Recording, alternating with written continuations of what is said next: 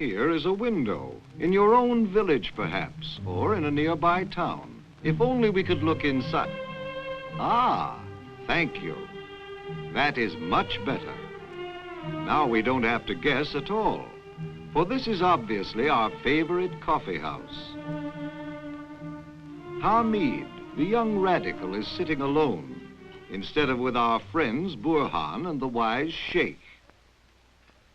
But what is the news they are so anxious to hear? It must be very important if Hamid has stopped talking to listen. The fighting, which has just broken out in another Asian country. Disorder and panic are sweeping the capital city as government officials flee for their lives from the wild gunfire of the heavily armed rebels.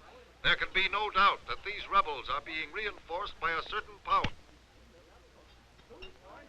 Bah, the government of that country was no good. It is high time they were thrown out of office. Hamid, if you don't mind. Are coming over northern borders and spraying the roads with machine gun bullets as thousands of helpless people flee the cities. Earlier today, it was made known from the north that a certain... They deserve it all. The people of that country live in a rotten society. A revolution is the only path to progress. It's too bad we can't turn you off with a click of the switch. What appeared to start as rioting against the traditional government by a small radical party has now turned into armed warfare on a full scale, directed by foreign military officials and supported by the powerful war machines of the country to the north. This is progress, not war. I know, Hamid. Whoever resists the coming of new radical governments must be pushed aside. The people are to blame for resisting progress, and so is their rotten government, which permits such out-of-date ideas as religion, private business, and different political parties. Hamid, are you blaming this violence on the very government and people who are being attacked? Who else could possibly be to blame? Perhaps these outside powers who have been trying to spread their radical way of life by any means are the ones we should blame for all this killing and violence. I look where the trouble is for the cause, not in outside countries. Aha, I see. You would let the thief run free to do more damage. The thief, Effendi? Yes. I was remembering a story about Nasruddin Hoja, a thief, and some villagers who did not put blame where it was due.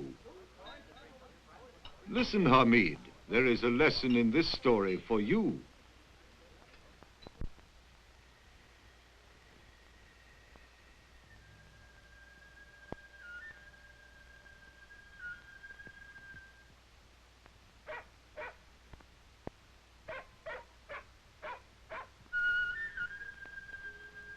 One soft summer night long ago, the silvery moonbeams that played among the shadows were not the only visitors in Nasruddin Hoja's village.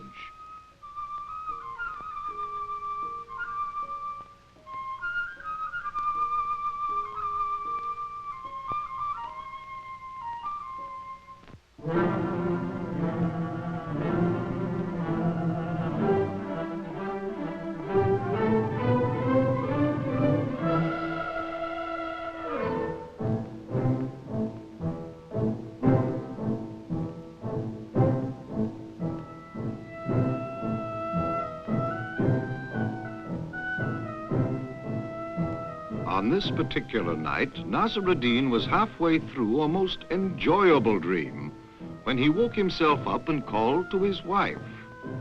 Quick, woman, my spectacles. I want my spectacles. Answering his wife's angry protest, the Hoja explained. I'm having a beautiful dream and I must see one or two things more clearly.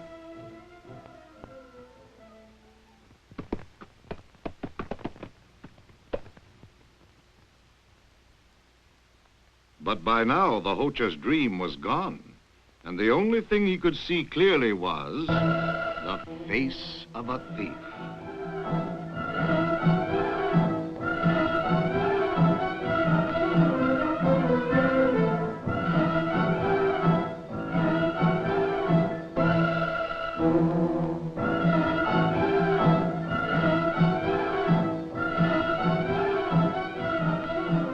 Help, thief!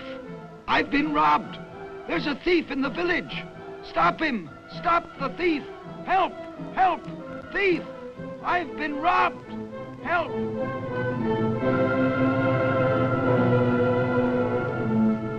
Outside the Hoja's house, the villagers finally learned the sad news.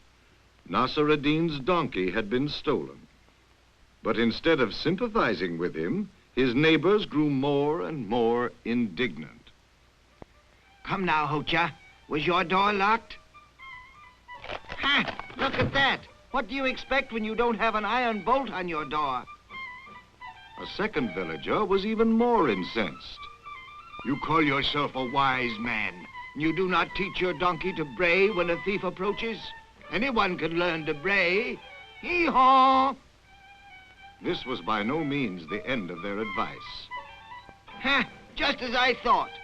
Why didn't you build a bigger and stronger fence around your donkey, Hoja? This one would blow down in a stiff breeze.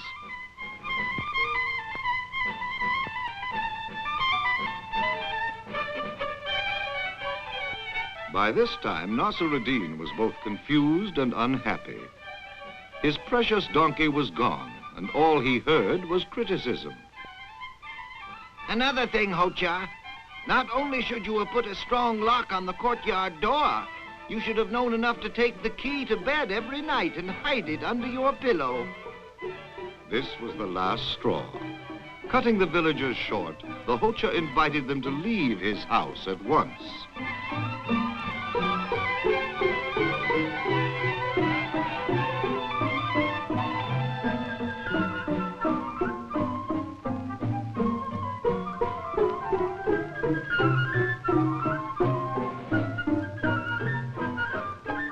Watching them go, the Hoja had a final word of advice for them.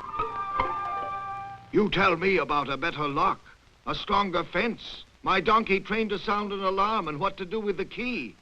And you blame these things on me, the victim. But what about the thief?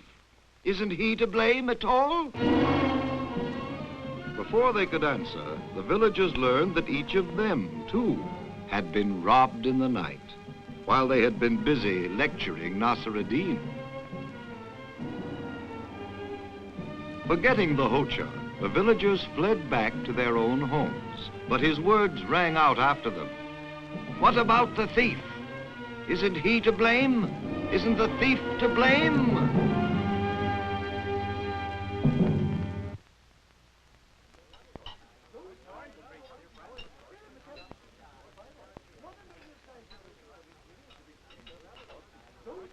Hamid is not listening. What a shame. The most ignorant are the last to learn. But we are all wiser now when we hear of free nations suddenly exploding in revolution. People are well aware that the foreign power which gives weapons to local radicals will demand in return that these same radicals and party line followers come to rule when the fighting is ended.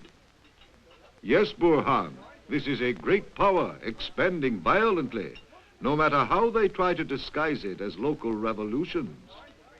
But as long as we know enough to put the blame for outbreaks of violence where the blame is due, we can protect ourselves from the true danger. This is what the simple lesson of Nasr ad-Din Hoja means to us today.